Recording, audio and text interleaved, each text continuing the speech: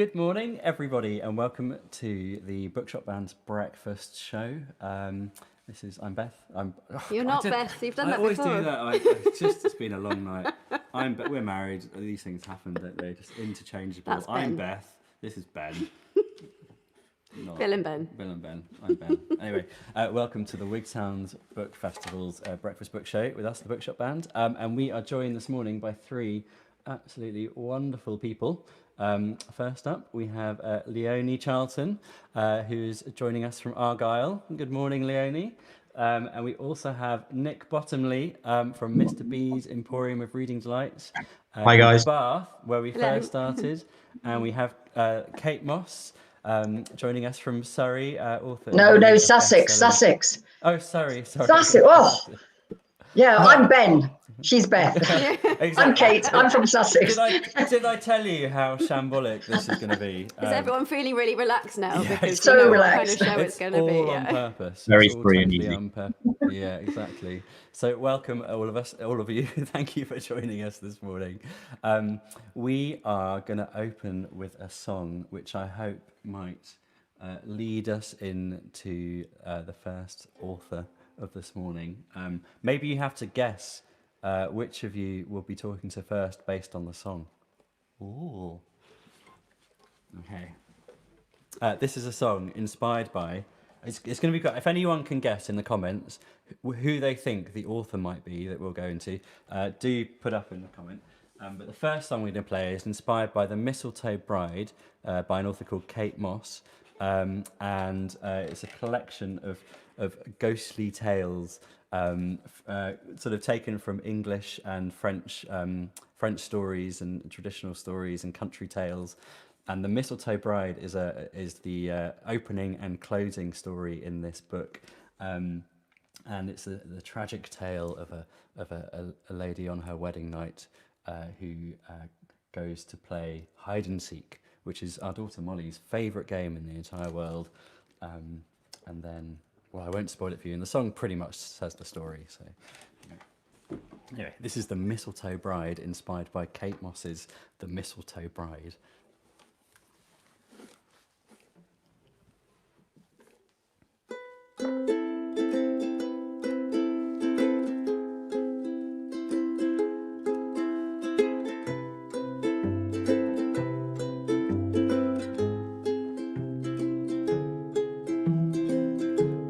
Just got married in this house. I sense the guests are getting restless,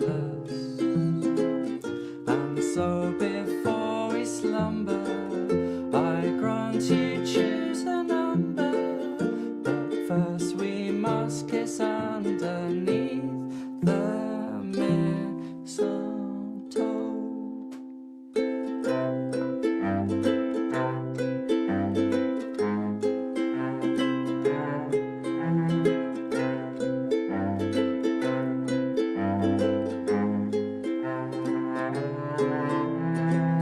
Let's hide away in this old house.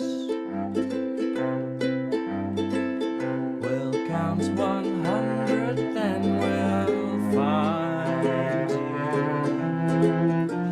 Before you reach your number, I find a chest of timber, a perfect place to linger quietly.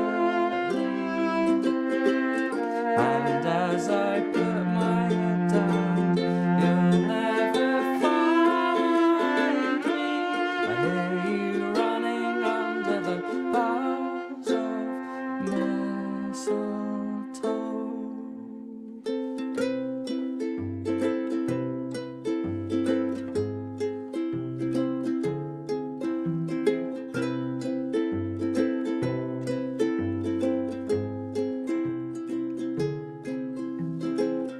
I'm still waiting for you to find me. I must be very good at hiding.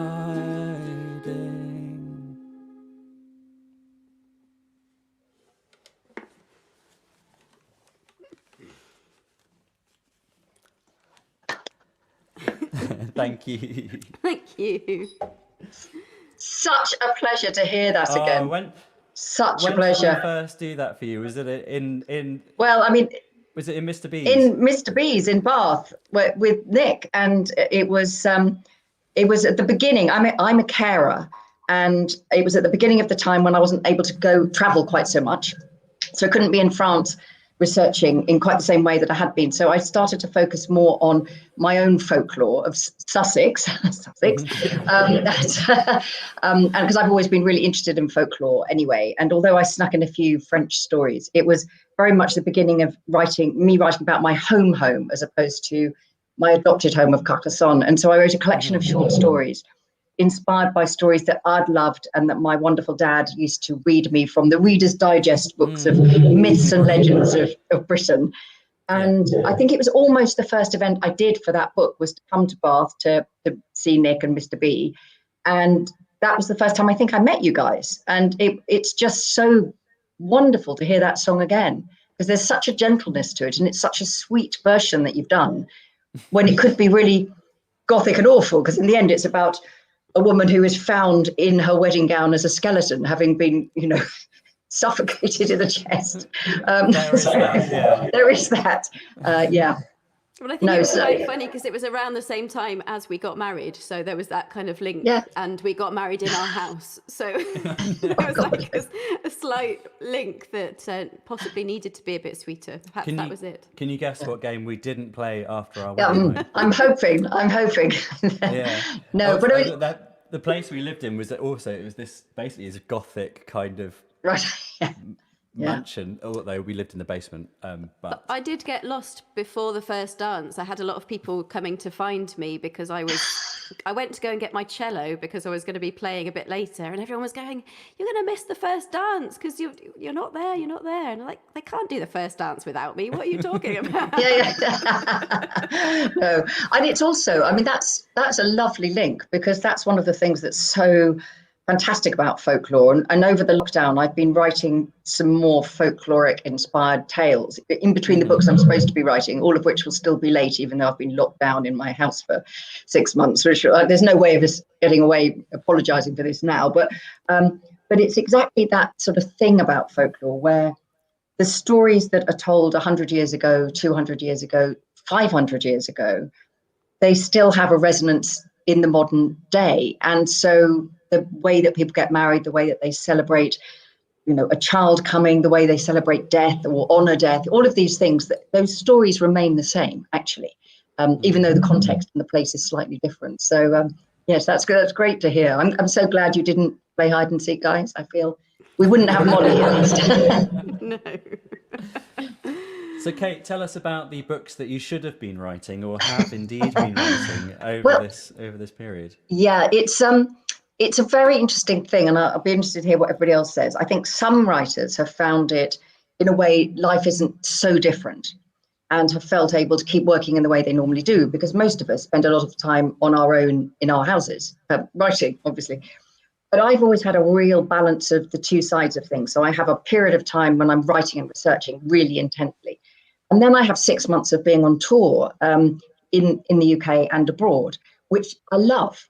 And so last 18 months, I wrote a play, my first big play, which is for Chichester Festival Theatre, which is an adaptation of Taxidermist's Daughter, which is another Sussex-based Fishbourne story.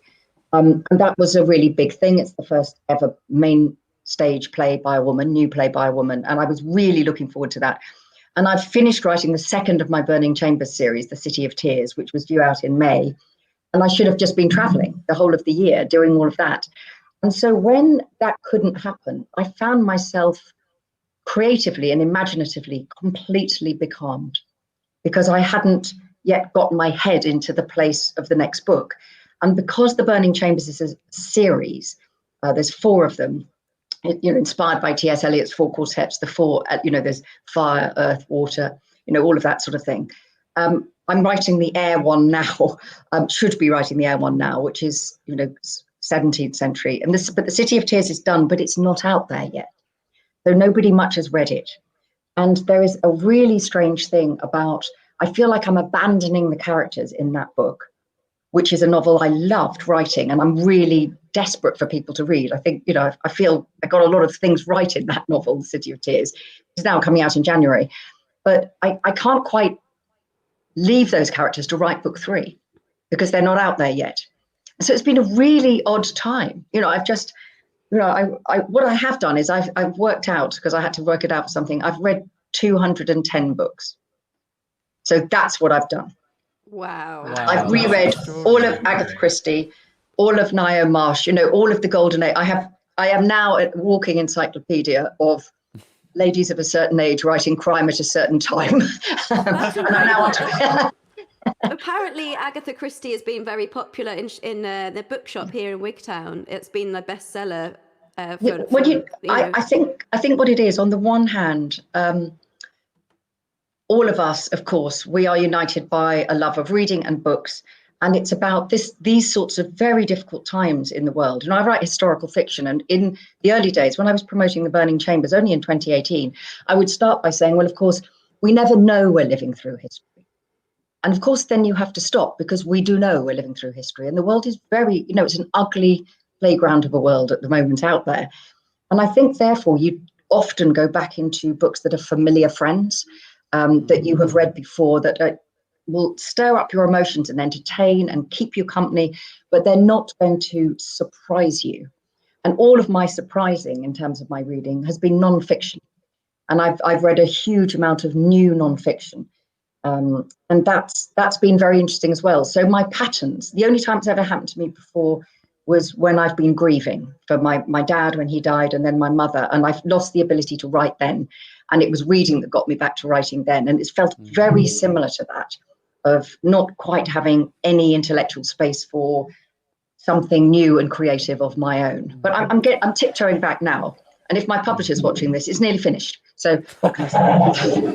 It's really fascinating, actually, like learning about an author's personal relationship with their characters and what's on the pages, because like the fact that you can't start creatively developing them before they've even come out into the world, and the fact that they're in this same limbo that we all kind of find ourselves in a little bit now, and that they're almost like these people that you care for, even outside of the words you've written for them. They have an existence for you, because also you can't, I'm guessing you don't want to undermine that, because you still need to work with them and their stories afterwards. So it's interesting that extra public relationship and separate from the book relationship that you have. And the thing for me is, although my earlier books, Labyrinth, Sepulchre and Citadel, are described as the Languedoc trilogy, it's only because they are 3 books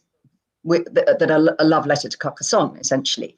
Whereas the Burning Chambers series, I devised and I'm writing as a series, so there are continuing characters, and that's the thing that's made the difference, because the characters that people have not yet met in The City of Tears, and The City of Tears is a lost child story, which was not what I was expecting it to be, and that was quite tough to write, but a good book to write. It was the right story, but that's where the story went.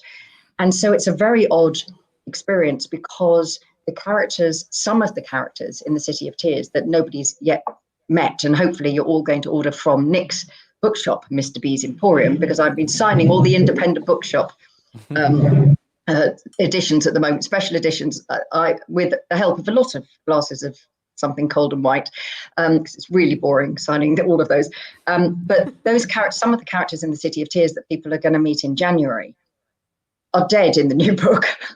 And so it's just that. It's like, I can't kill them yet, because they're not out there yet. It's such a weird experience. I mean, this is utterly indulgent, because actually I just need to stop waffling on and get on with it. But I'm finishing a non-fiction book, a care book, which I will finish. I'm delivering in a couple of weeks' time. And once that's done, I will start, because all the things that I think a lot of us love doing as authors, like going to bookshops and meeting readers, we all know this is not coming back as soon as we'd hoped. So the idea of holding it because everything's now going to happen as it would have done next year in January, it isn't. And we all know that now.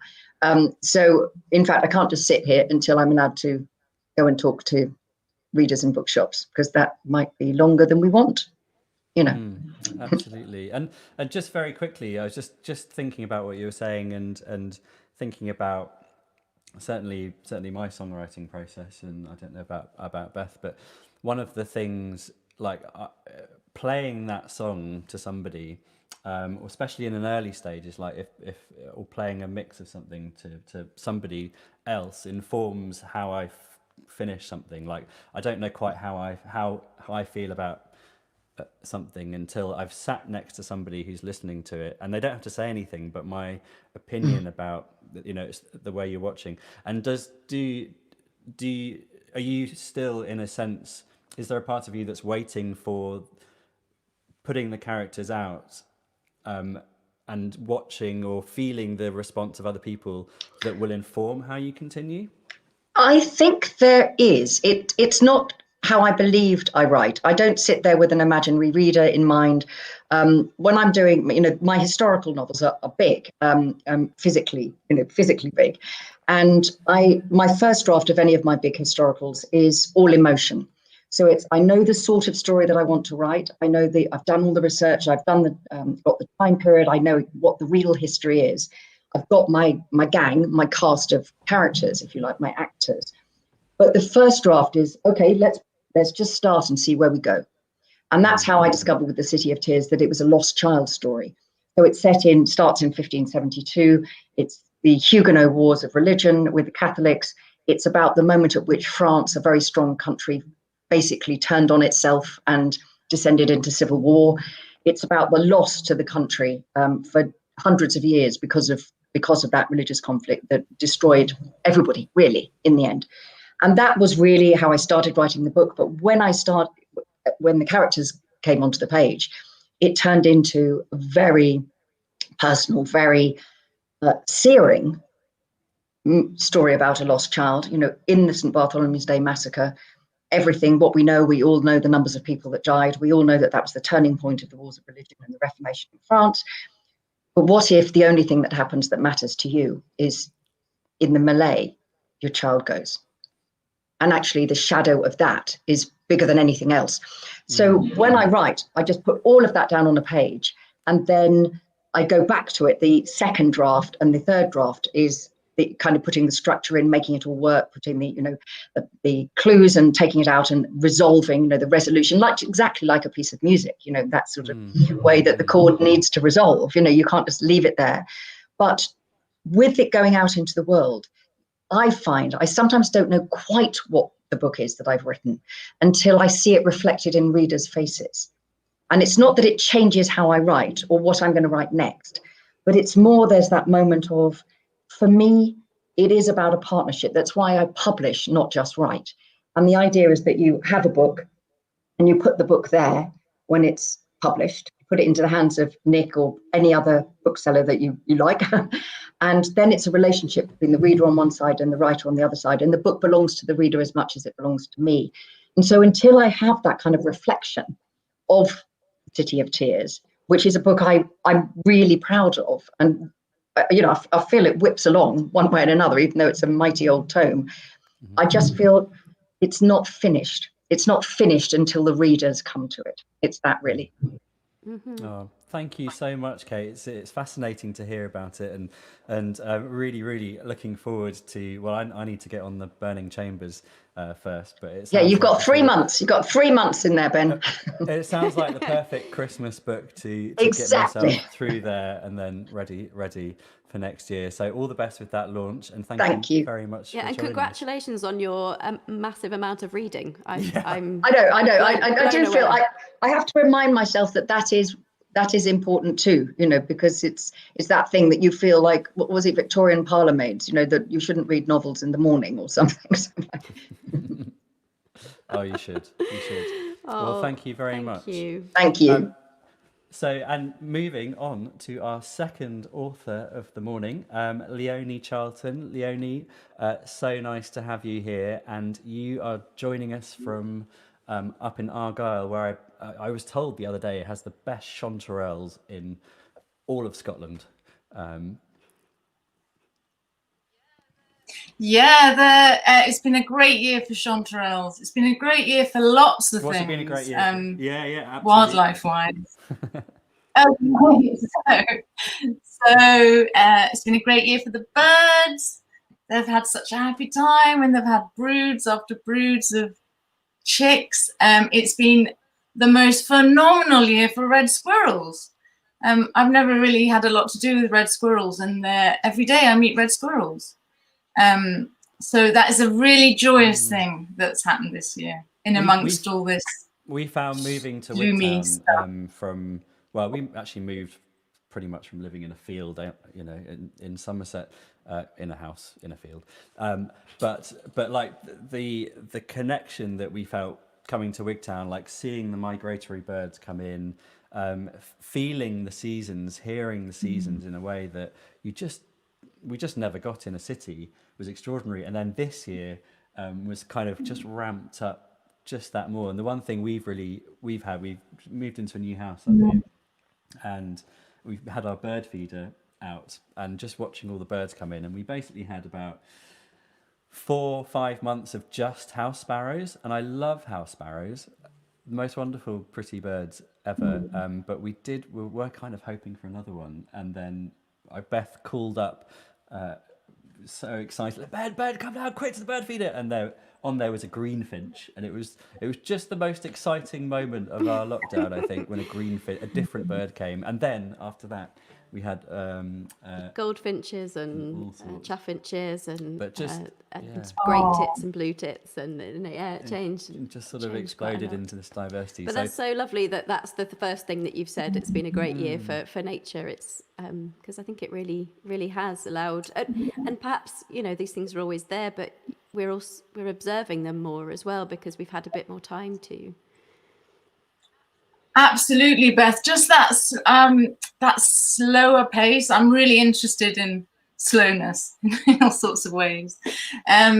So yeah, I was bedazzled by your reading, Kate. That is absolutely mind-blowing. I wish I had that in me, but I take about 2 months to read one book. We're all different, aren't we? We're all different. So I have a massive stack of books beside my bed that I'm dying to read, but because I've got this slowness thing, it doesn't happen very quickly. So I just wanted to say, I actually went to school at Kirkcudbright Academy, and I grew up at Ken Holy, which is between Creetown and Gatehouse of Fleet. So I was sort of in your territory. Well, not a million miles away, anyway. Yes, yeah, you were. That's really lovely. And it's lovely getting to know the area around here. We haven't actually been up to the Ken Holy because there's some stones up there. Yeah, amazing standing stones. Yeah.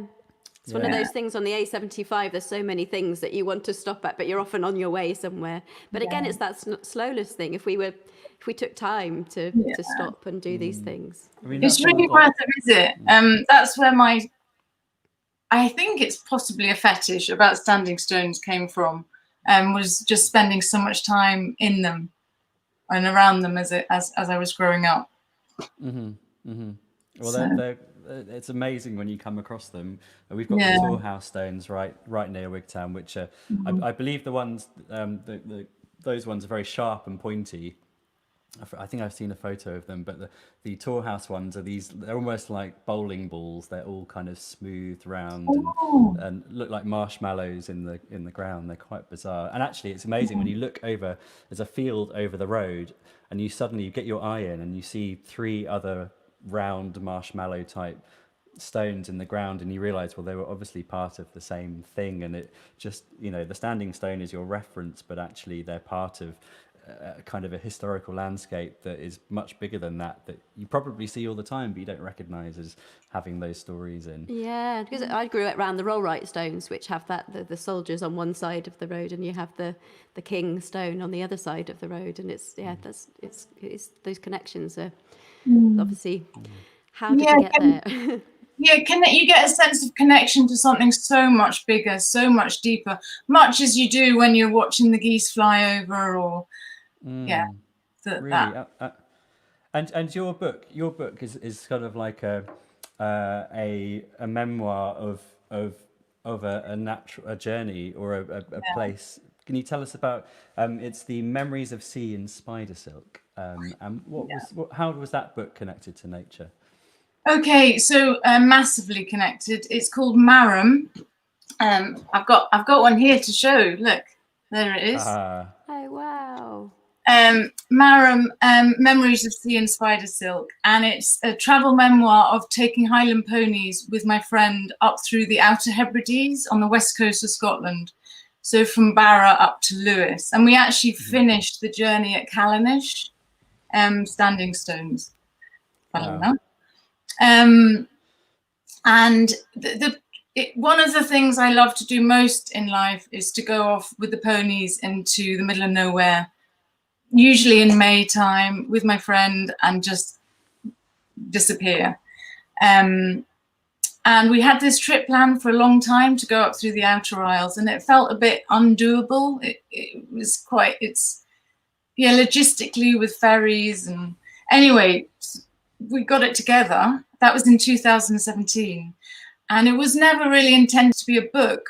But what happened, I fill notebooks on these journeys, and they may come out in poems or short pieces of prose, but this is my first full-length book that's been published, by the way, so I'm a newbie. Anyway, so we planned this trip, and it was 7 years after my mum died, and she was a jeweler. She lived at Kenholy, and she was a jeweler and a traveler and a remarkable woman, and a very difficult woman for me. We had a very difficult relationship, and she died 7 years before, and I was still in a complete mess with guilt, and it was just horrible. And about a month before we went to the Hebrides, I was talking to my dear friend Gloria in Spain, and she said she's a great fan of I think he's Chilean, a film director called Jodorowsky. Does anyone?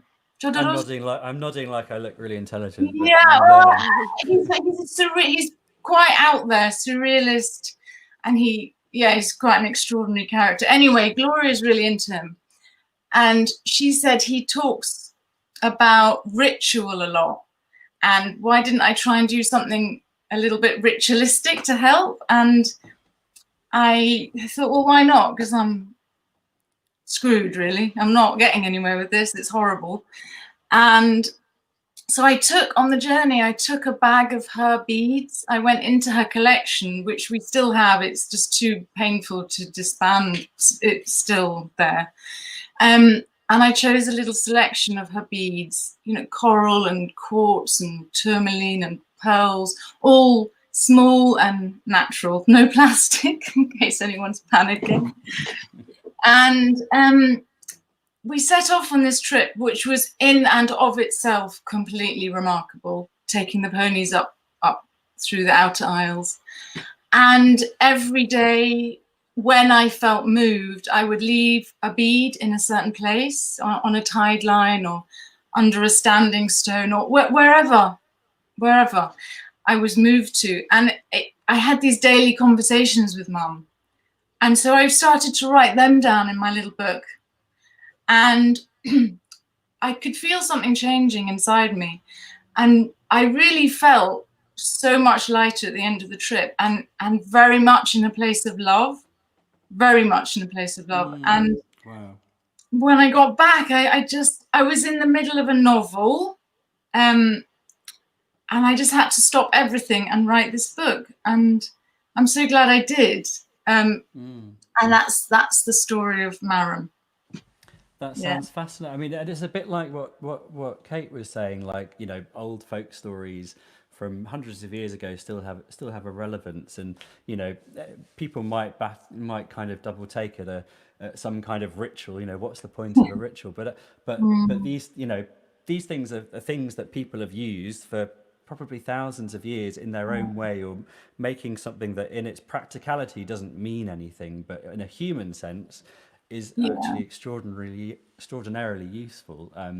And so that's interesting. It's really fascinating that process was actually so important for your own person, and Can you picture where these beads are? I guess because you must be a very. They're all here. Yeah, lots of them will have moved now because lots of them will be under the sea. Yeah. Or rolled away. They have their own life. Yeah. Yeah, and I love that idea as well, how nothing stands still. Everything, even though I like the slowness thing, everything is constantly moving.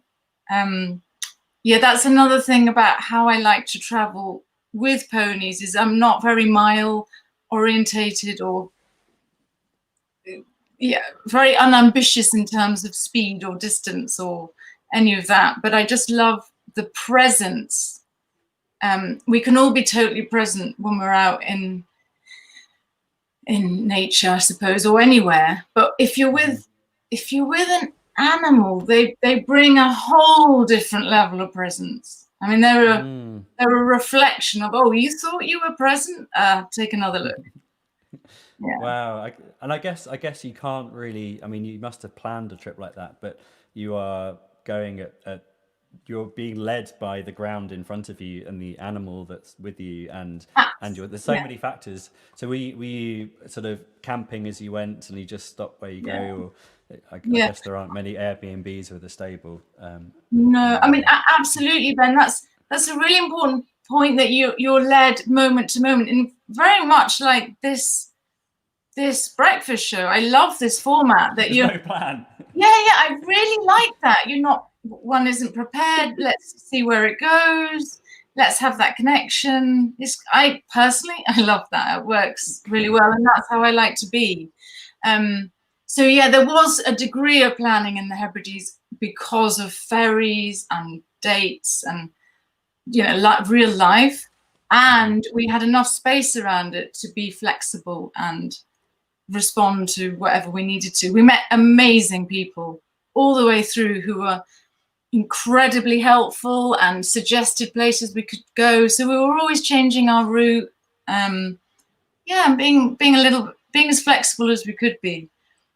Oh, well, it sounds like a fascinating journey. And so the book is called Marram, and it's published by Sandstone Press. And it's available in all good bookshops, including Mr. B's, and also the Wigtown Festival Bookshop as well. So if anyone's watching and would like to find that, or get on the Burning Chambers as well by Kate Moss, do look those up. Leonie, we're going to play you a song, I think. That's so exciting. I'll Thank hand you you. back to. So we don't yet have a song inspired by your book because we haven't read it yet. But when we were talking about what we'd like to do for you, we obviously thinking about some nature songs. We've got a few nature songs. We've got probably a few kind of nature and healing songs as well. But this one kind of stood out, and I think this time of year as well, because we're seeing the geese coming over here. Some of them will be settling, some of them will be moving on. And a few years ago we wrote a song inspired by a book called, you probably can't see that from there, but it's called The Snow Geese by William Fiennes. And it's kind of inspired, his inspiration was The Snow Goose by Paul Gallico, because when he was at a time in his life, William was at a time in his life when he was a bit younger, and I think he was studying, and he kind of he got ill and he had to come home, and sometimes you have to go home to your parents and kind of be looked after, and he did that, and he went back to his old bedroom and was kind of a bit stuck in these four walls, but it was obviously a comfort for a while. But they took a trip, I think, to Wales, to a hotel or something, just for a couple of nights, just to get away. And in the library in the hotel, he rediscovered the Snow Goose, and it had been a childhood book that he loved, and it brought back these memories and took him back to that time. And in that moment, I think he decided that he wanted to follow the trail of the Snow Goose from Texas, I think, to the Arctic, to the north. And that's exactly what he did when he was well enough. He flew to Texas and he followed the migratory path of the snow geese. And sometimes he was in the right place at the right time, and sometimes he wasn't. but the way he describes all these geese, kind of thousands and thousands of geese taking off above him, and the noise, and he talks, I can't remember all the facts about all the birds and the migration, but there's so much in it. But what he really talks about is that feeling of home, and obviously the geese are going to find their home, and he's thinking about, he talks about nostalgia being homesickness, and in some languages it's the same word. Nostalgia is the same as homesickness, and you can kind of relate to that. So the song we have is called We Tend Towards Home.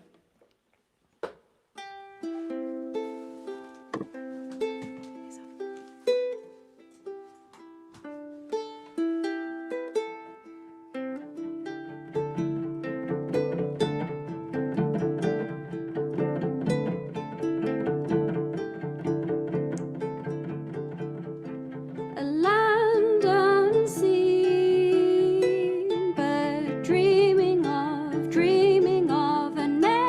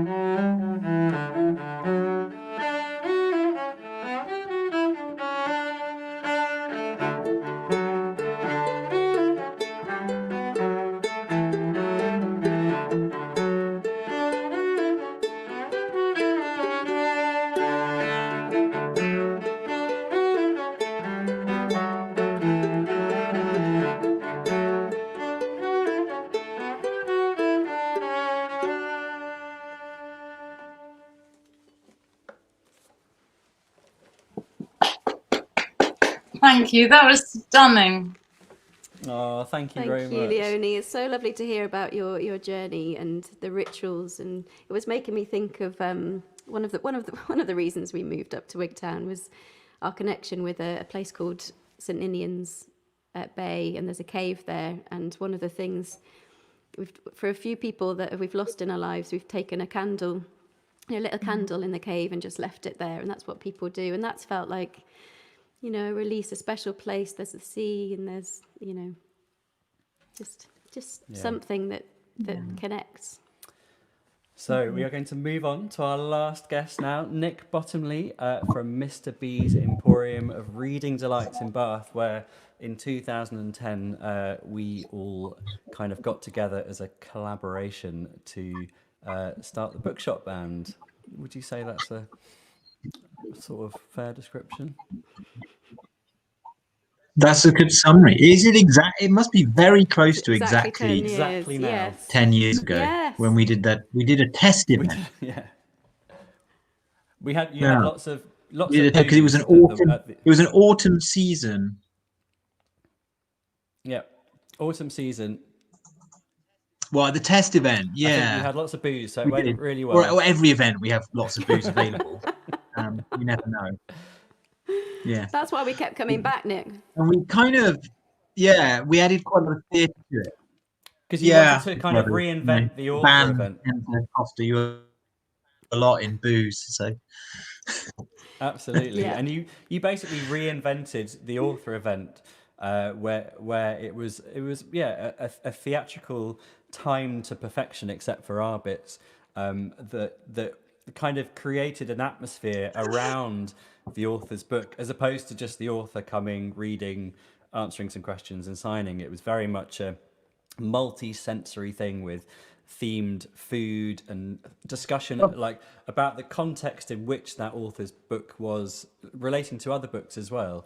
It was a really interesting and format, a lot of hard work for you and your team and us, but it was kind of it created a wonderful evening that was theatrical, I think is the only way to describe it, really. And how and you continued that for years. Yeah, I mean, we did try to I mean, we did try to make it quite theatrical. I mean, the idea, I guess, initially the idea was, I don't know, an event in kind of April of that year, 2010, and I was a little bit bored by it, and it was our own event, and I thought, this is not good, and I thought, why is that? And I was sitting and listening to an author talking about their book, but the author, we had not really given a huge amount of steer to the author. And it was a non-fiction book. There was nothing that particularly that the author was doing wrong or anything. It was just clearly it was an author probably who would have said, hands up, this isn't the favorite aspect of his, of the author job for that particular person. He wasn't really massively enjoying himself. We can't have that if I'm not enjoying it. We've got to put more effort in, because this is a great part of what independent bookshops do, is to bring people together. So I wanted it to be more interactive.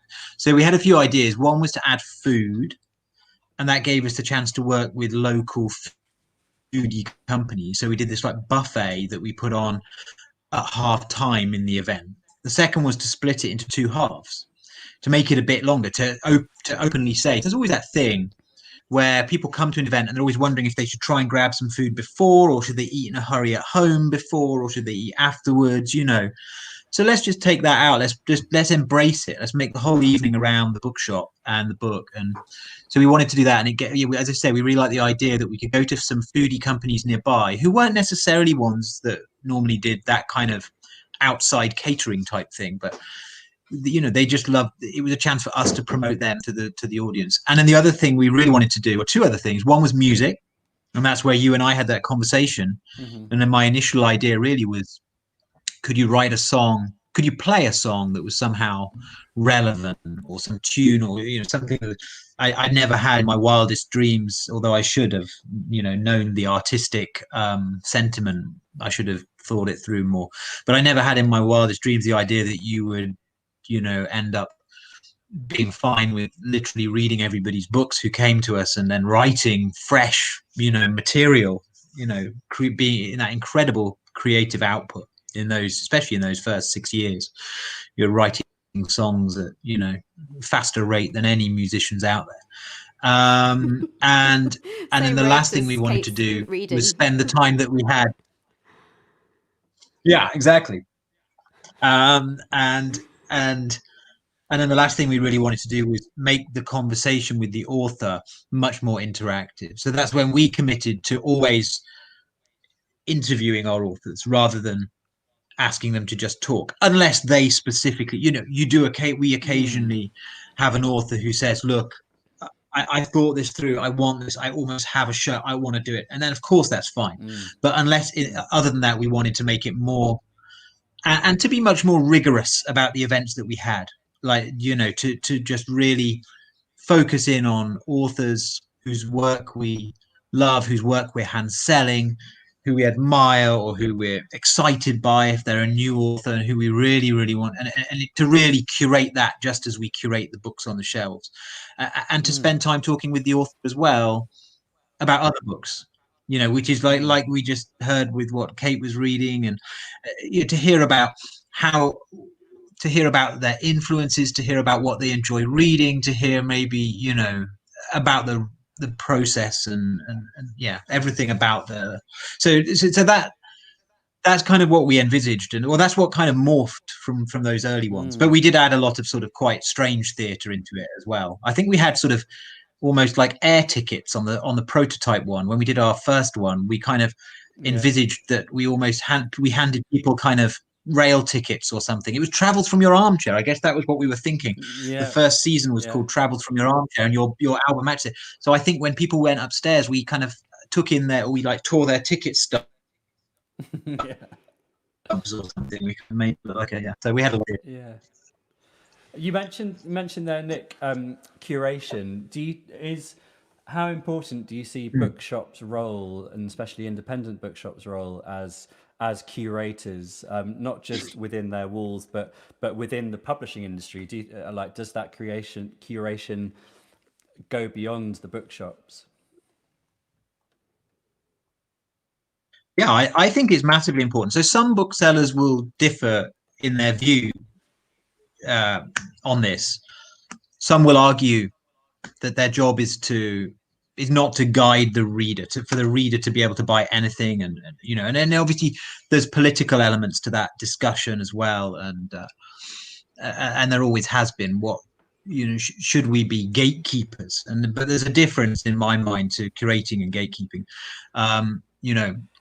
People can come to our bookshop and find all manner of books, but the books that we put out there, the books that we choose to give extra space and extra kind of prime location, and just that you will see, or that we have shelf talkers that have been written by our staff, those are ones that we really truly are passionate. And that, I think, is a really important job of bookselling, to share passion about books. And sometimes we are deeply opinionated about books to our customers, and as long as that's the journey our customer wants, then we're happy with that. If someone comes in and makes it very clear that they want to browse and go on a journey of discovery for themselves, then that's perfect. But anybody who is up for it will get an opinion about a book from us, and it'll be an honest opinion, honestly held opinion, and we will do our utmost to find books for people and that they're really going to enjoy. And I think the other really exciting thing is, as a bookseller, thinking of Leonie's book, which is published by Sandstone, so they're a great example of brilliant independent publisher, and bookshops have a huge role to play in seeking out those independent publishers, especially in 2020, when a lot of them will be suffering, frankly, even more than the high street. Certainly you'd be under a huge amount of strain and with the uncertainties of this year. So one of the things that bookshops can do is spend their time sniffing out things that won't be seen everywhere else, and giving noise and opportunity to independent publishers, and just bringing it back to politics. There's been this year more than ever, it's also very important that I think most bookshops have been making sure that their shops have a huge variety of voices in them It's about for a long discussion. time. You know, we're great lovers of translated fiction. We're great, yeah, yeah. And so we love translated fiction. We love international fiction. So when it comes to race and gender and all of the different aspects of a multi-layered kind of dialogue that you want to be going on through literature in the 21st century, it's incumbent on bookshops to make sure that all of those are available within their walls and visible more now than ever before. And I think most bookshops have tried that before, but I think there's a huge opportunity right now because the appetite for customers to be drawn in. You know, there has been no social movement or political incident, and I count even the Brexit result in that, in our time of bookselling, that like Black Lives Matter, for changing the nature of the customer's demand for what's on the shelf. We have never seen a social movement translate into so much proactive effort by readers to change what they're reading right at that moment than the Black Lives Matter movement. And I think that's a great moment for booksellers to help readers navigate that. Absolutely. And I mean, from our experience with you, you've been curating the books for us generally, and your bookshop that we've been writing by. And we would say, like, left to our own devices, you know, we would not have read 95% of those books, or left to an algorithm, we would have kept reading the same type of book. You'd like this book, or maybe you'd like this book, and you know, you're on your narrow path. Yeah. And actually coming through you has been a wonderful thing, because we have been exposed to a huge array of literature that we would not have read or thought that we would have liked, and we've loved it all, you know. And each of those recommendations, those curations, has taken us on journeys that we wouldn't have gone on had we not read that book or been recommended that one, or taken out of our comfort zone and given that. And I think that's one of the really wonderful things about your bookshop and bookshops in general, is that you have a conversation with someone. That is your expectation is shifted to somewhere you wouldn't have expected, and you go on all these wonderful new journeys, which is, for us, been wonderful, and we thank you for that. And well, you're welcome. But Ben, Beth, if you had to say which of the books that we have introduced you to, you're not allowed to say Kate's, just because obviously that is too obvious an answer. But which of the books that we accidentally introduced you to over the years were you most surprised to like? So what had a big impact on you and that stuck with you, but that when you first saw it you thought, geez, what have they booked, what is this event, how am I going to write? You know, I know what mine is. I think it's The Bone Clocks by David Mitchell, because I didn't think that I was that into fantasy and that kind of, you know, other worlds thing. And I don't know why I thought that. I think even before, when we first started Mr. B's, I was reading a lot of non-fiction, and I, you know, in my head I was like, yeah, I don't really like reading fiction. Right. So you know, you've obviously completely changed my view on that. But The Bone Clocks, I think, I really enjoyed it, and I really got into that world. And well, I mean, I really didn't think I would. And The Bone Clocks is that's an interesting example, right? Because that is a book that has an element of fantasy, but he's, in the same way as Stephen King writes horror, but sometimes you get 500 pages in before any horror actually occurs. It's sort of just, you're waiting for some suspense, you know, the tension's building. In the same way with The Bone Clocks, you can feel some fantasy, but he only gives you about 2 pages in every couple of hundred, and then at the end it sort of, you know, the comeuppance is there. But Yeah, I agree. And I think even things with suspense, I shy away from generally. So you know, I gave myself quite a narrow path, but that's, you know, the books we've read have definitely widened that for me. We're going to have to wrap up very shortly, but Nick, as a final little thing, book selling from this point forward, just as a physicality through the various uncertainties of this time, like, you've opened your doors. Has that been working for you? Like, and so short term, it has. Short term, I think people are back on the high street going to bookshops, as long as bookshops, well, all bookshops have got all those safety measures in place and everything that you'd expect, and they're doing what they need to do. And we are seeing people come back. We saw a lot of people on the high street here in Bath, and anecdotally, when I speak to all my friends bookselling in the UK, especially in market towns, they're seeing a decent footfall on the high streets into their shop. Cities is more problematic, I think, and we understand why. And certainly it's very variable. I would say that the footfall in Bath in the last 8-9 days has been lower because we haven't got as many people going back to offices again. And also we had a big period of staycationing, which, where there were plenty of people around. But also I think you'll see the bookshops have got a lot of, have been really proactive in getting their websites up and running. I mean, we developed ours a few years ago, but even those who hadn't have been very swift, very agile this spring and summer about getting an online offering, or at least ways that people can order books and they can get them. So you're going to see that up and down the high street, and see it internationally as well. And I mean, it's not easy. It's not easy for anyone this year. It's not easy for retail. It's deeply uncertain. I hope that we won't lose too many bookstores. So far that hasn't happened, and I hope that stays the same. I think we're better placed, frankly.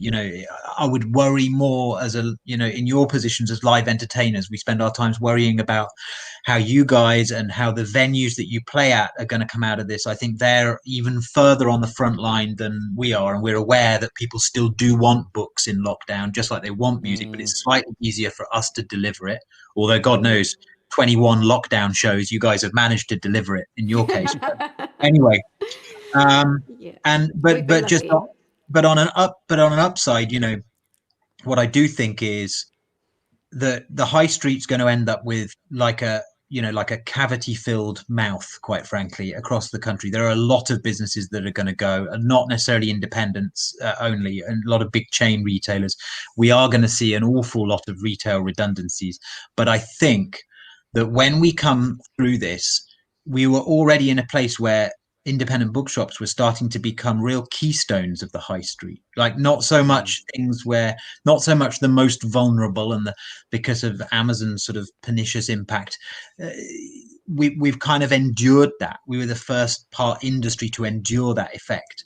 And I think that we were already seeing, and we'll see even more, an extent to which independent bookshops are really key to high streets, seen as really valued tenants, and seen as one of the first places people want to go back to and spend time in as soon as they're able. I heard that again and again when chatting to authors over lockdown, and we're going to see it, I think, as we enter, as things hopefully, bed down in 2021. So I really hope that we'll be kind of part of the story of the rebuild of the high street, which is undoubtedly going to need to happen in the next few years. Nick, thank you so much for that. It's fascinating, and we hope to come and see you soon. We will. We're running over time, but so if anyone needs to leave, do feel free to do that. But we will lead out with a song, which we'd like to play for all of you, and especially you, Nick. A shop with books in, and for all the shops in Wigtown here, where we live. There's they've all had a struggle, but it's great to see them open. Yeah, and you can find out about the bookshops in Wigtown on the Bookshop Kist on the Wigtown Book Festival's page. But thank you so much to all of our lovely authors, Leonie, Kate, and Nick from Mr. B's Emporium of Reading Delights. Thank you for joining us, and we shall leave you with this little number. If I remember how to play it.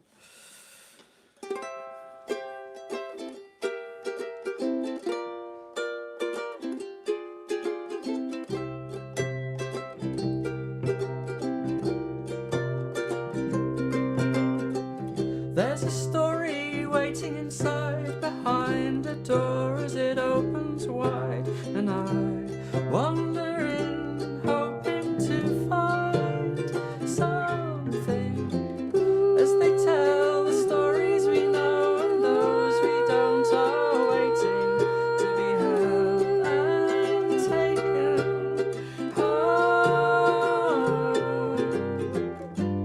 There's a strange man inside, in a shop with books, and who knows what I like.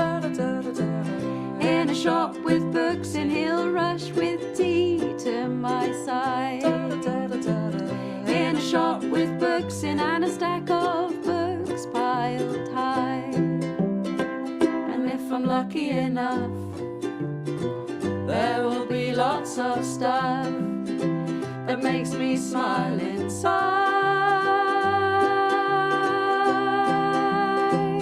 In a shop with books in, shop with books in, in a shop with books in, shop with books in, in a shop with books in, shop with books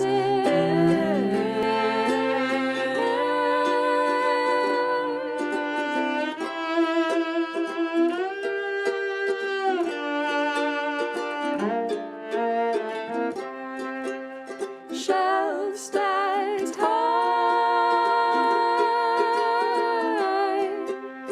fills my eyes. I can't describe.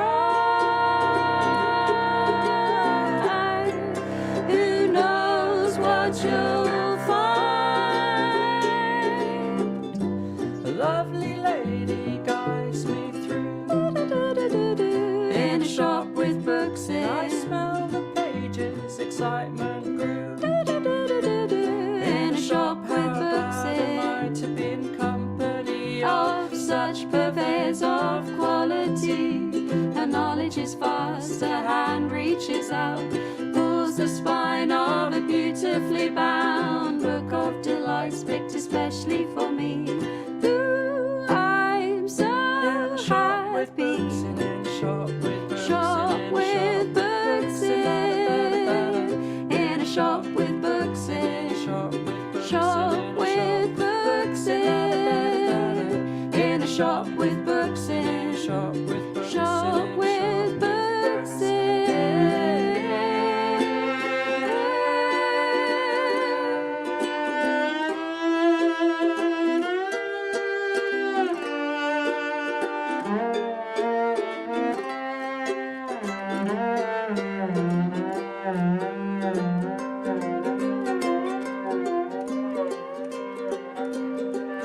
lost in these pages, lost in these pages, lost in